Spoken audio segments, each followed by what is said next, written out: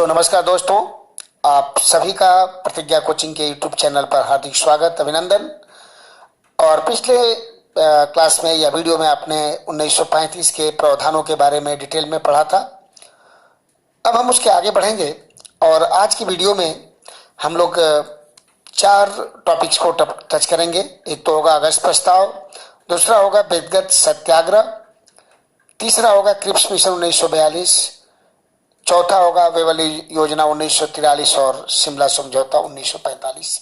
तो ये आज अलग अलग पॉइंट पर हम लोग बात करेंगे। तो सबसे पहले शुरुआत कर रहे हैं कि 1935 के प्रावधानों के आने के बाद 1937 में चुनाव होने के बाद अगस्त 1940 में उस समय के वायसराय जो थे लिन लिथगो, उन्होंने एक प्रस्ताव दिया जिसे कांग्रेस और मुस्लिम लीग दोनों ने अस्वीकार किया।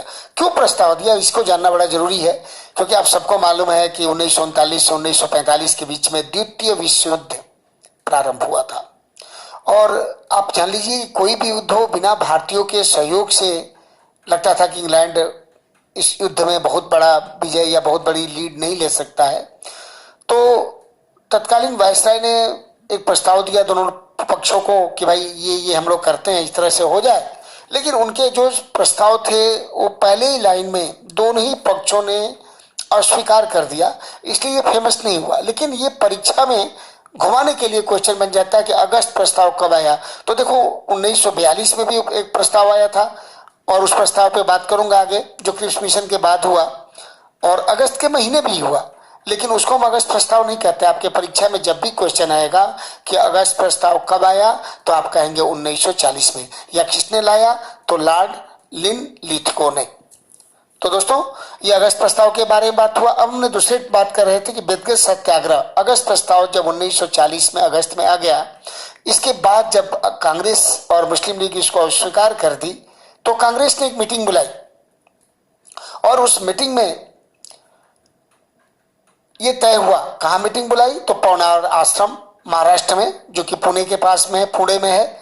17 अक्टूबर 1940 को पवनार आश्रम पुणे महाराष्ट्र में एक मीटिंग हुआ और उसमें यह तय हुआ कि कांग्रेस के जो नेता हैं वो व्यक्तिगत सत्याग्रह करेंगे और व्यक्तिगत रूप में सरकार का विरोध करेंगे और सरकार से निवेदन करेंगे कि हमारे राष्ट्र को, भारत को पूर्ण स्वतंत्रता दिया जाए। और इस तरह के सत्याग्रह करते हुए दिल्ली के लिए प्रस्थान करेंगे।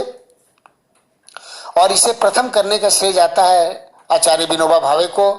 तो इसीलिए आचार्य विनोबा भावे प्रथम सत्याग्रही बने। उसके बाद दूसरे नंबर पर जवाहरलाल नेहरू। इस तरह से तमाम कांग्रेस के नेता सत्याग्रही बने और सब लोग दिल्ली की ओर चले। तो इसमें 3 क्वेश्चन परीक्षा के लिए इंपॉर्टेंट आपका बन जाता है कि व्यक्तिगत सत्याग्रह कहाँ से प्रारंभ हुआ, तो पवनार आश्रम पुणे से। प्रथम सत्याग्रही कौन थे, तो आचार्य विनोबा भावे। या दिल्ली चलो आंदोलन किसे कहा जाता है, तो व्यक्तिगत सत्याग्रह का दूसरा नाम दिल्ली चलो आंदोलन भी है। ठीक है दोस्तों, इसके बाद हम लोग देखेंगे क्रिप्स मिशन 1942। अब क्रिप्स महोदय जो थे 1942 में क्या किए, कैसे किए, इनके बारे में थोड़ा सा डिटेल में हम लोग को जानेंगे। कि उस समय कहानी ये थी कि 1939 में जो लड़ाई चली थी और उस लड़ाई में अंग्रेज मतलब इंग्लैंड और अमेरिका का पलड़ा डगमगा रहा था। और उस डगमगाहट में अमेरिका, ऑस्ट्रेलिया और चीन ने, तीनों ने मिलकर इंग्लैंड पे दबाव बनाया कि भाई भारत को आप स्वतंत्र करिए, नहीं करेंगे तो वादा करिए जिससे भारत के लोगों का पूर्ण सहयोग इस विश्व युद्ध में मिले। और बिना भारत के सहयोग से ये विश्व युद्ध को जीतना असंभव लग रहा। तब तत्कालीन जो ब्रिटेन के प्रधानमंत्री विंस्टन चर्चिल थे, उन्होंने एक दूत के रूप में मार्च 1942 में सर स्टेफर्ड क्रिप्स को भारत भेजा कि जाके आप भारतीय नेताओं से बात कीजिए। बात करने के बाद उनको कुछ प्रस्ताव दीजिए और उसके आधार पे भारतीयों का हम सहयोग प्राप्त कर सके। तो क्रिप्स भारत आए।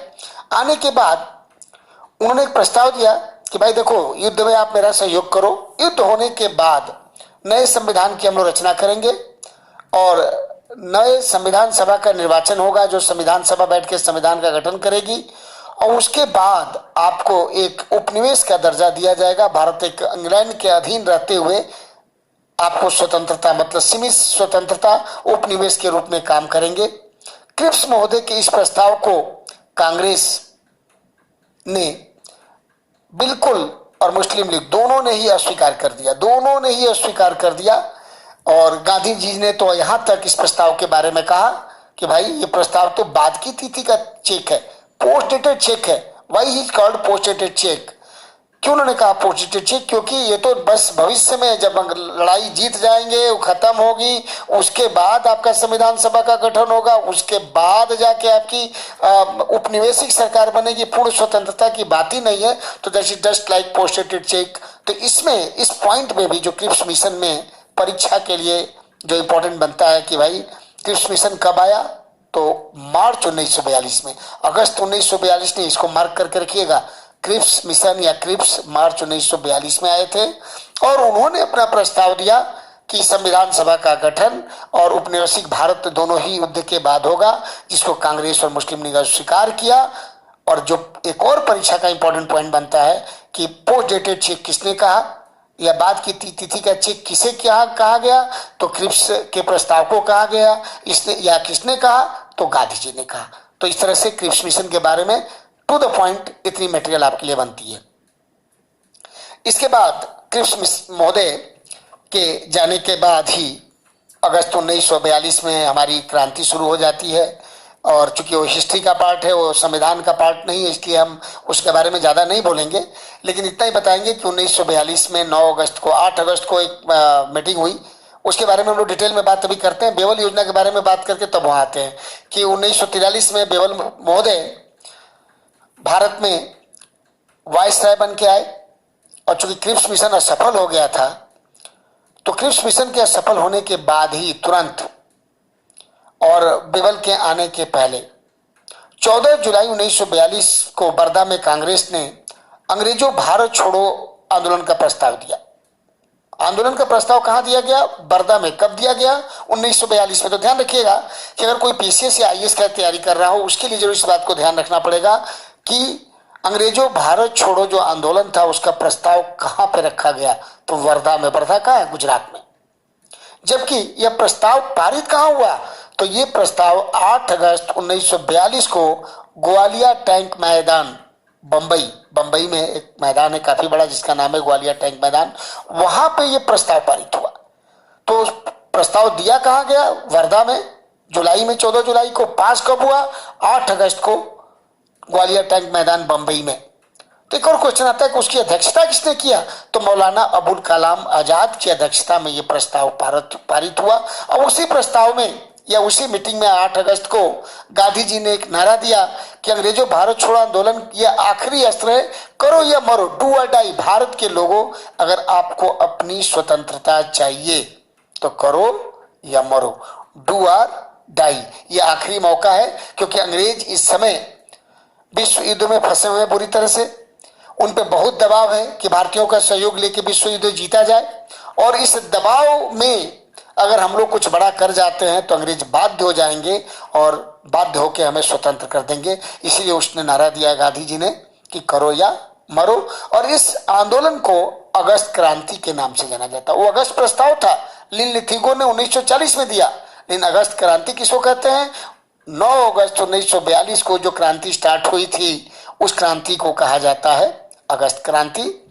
और थोड़ा सा मैं लिंक से हट के एक लाइन बोलना जरूर चाहूंगा कि बलिया वासियों के लिए, कि यही अगस्त क्रांति की देन है कि बलिया भारत के 3 जिलों में शुमार हुआ जो 1942 में स्वतंत्र हुए थे।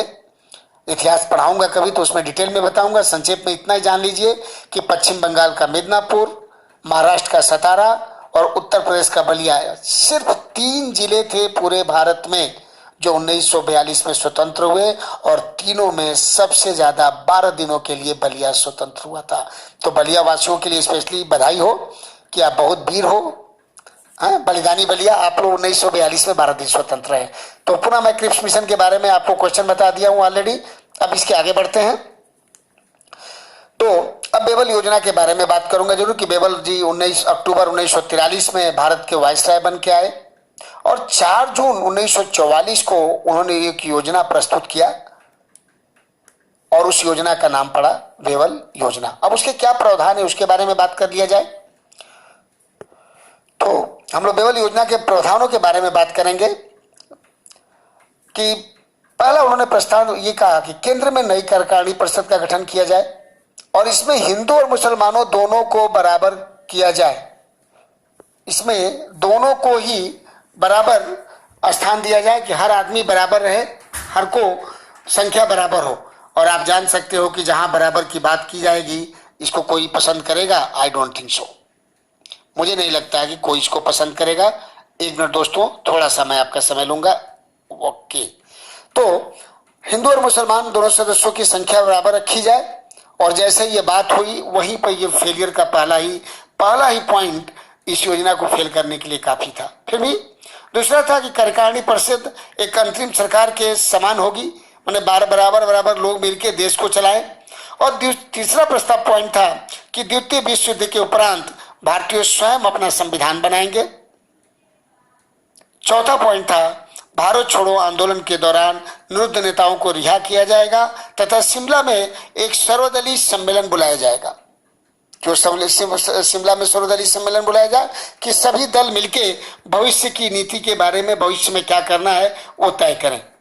और इसी के तहत 15 जून से 14 जुलाई 1945 के मध्य शिमला में एक सर्वदलीय सम्मेलन हुआ। सम्मेलन में कांग्रेस का नेतृत्व अबुल कलाम आजाद ने किया और मुस्लिम लीग, तो इन्होंने अबुल कलाम ने उसका नेतृत्व किया। लेकिन इस आपने जैसे मैंने कहा कि बेवल योजना अच्छी थी नहीं, पहले ही कांग्रेस इससे खफा थी। और यहाँ पे इस शिमला में जो सर्वदलीय सम्मेलन हुआ वहाँ पे कांग्रेस और मुस्लिम लीग मुख्यतः दो दलों में बिल्कुल ही सहमति नहीं बन पाई आगे की रणनीति के बारे में कि कैसे संविधान सभा का गठन होगा, क्या होगा, नहीं होगा। और इस तरह से यह असफल साबित हुआ। तो दोस्तों,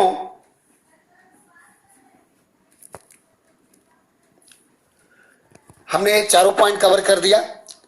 मैं रिकैप करता हूं और उसके बाद हम महत्वपूर्ण प्रश्न पे आएंगे। रिकैपिंग में मैंने अगस्त प्रस्ताव की बात किया कि लॉर्ड लेथेनगो ने 1940 में लगाया, इसलिए इसे अगस्त प्रस्ताव कहा गया। इसके बाद आपको मैंने विद्गत सत्याग्रह की बात की। विद्गत सत्याग्रह भी 1940 में ही शुरू हुआ और पहले सत्याग्रही जो थे आचार्य विनोबा भावे थे। और ये चूंकि पौनार आश्रम पुणे से प्रारंभ हुआ था, दोनों ही परीक्षा के लिए इंपॉर्टेंट हो जाएगा। और फिर मैंने क्रिप्स मिशन की बात की जो मार्च 1942 में आया और जिसके कारण जो है अगस्त क्रांति हुई और बाद में बेवल योजना आई और शिमला समझौता हुआ। तो इन सब पे मैंने इस बार एक और चीज ऐड किया आपके उसमें वीडियो में कि क्या क्या महत्वपूर्ण प्रश्न बनते हैं। बनने को तो 10-12 क्वेश्चन बनेंगे, लेकिन 6 क्वेश्चन बहुत महत्वपूर्ण बनेंगे। तो पहला क्वेश्चन होगा अगस्त प्रस्ताव कब आया। दूसरा क्वेश्चन विद्गत सत्याग्रह किस स्थान से प्रारंभ हुआ। और तीसरा क्वेश्चन प्रथम विद्गत सत्याग्रही कौन थे। चौथे क्वेश्चन की बात करूं तो क्रिप्स के 1942 के प्रस्ताव को किसने बाद की तिथि का चेक कहा। आपका पांचवा प्रश्न 1942 की अगस्त क्रांति किस स्थान से प्रारंभ हुई। और छठा प्रश्न करो या मरो, डू और डाई का नारा किसने दिया। तो दोस्तों, इस तरह से आज का क्लास हमारा यही समाप्त होगा। आगे के मटेरियल नेक्स्ट वीडियो में। कोई डाउट हो अवश्य पूछिए। वीडियो देखने के बाद अगर आपको अच्छा लगता है तो लाइक बटन जरूर दबाइए। कुछ कमेंट लिखना हो, कोई क्वेश्चन पूछना हो, कोई डाउट पूछना हो, कृपया पूछिए, हम आपके डाउट्स को क्लियर करेंगे। आपका लाइक, आपका कमेंट हम लोगों को मोटिवेट करेगा और बेटर करने के लिए। अच्छा लगे तो अपने दोस्तों में शेयर करिए और जो लोग अब तक सब्सक्राइब नहीं किए जरूर सब्सक्राइब करें। Thank you. See you in next video. Thank you.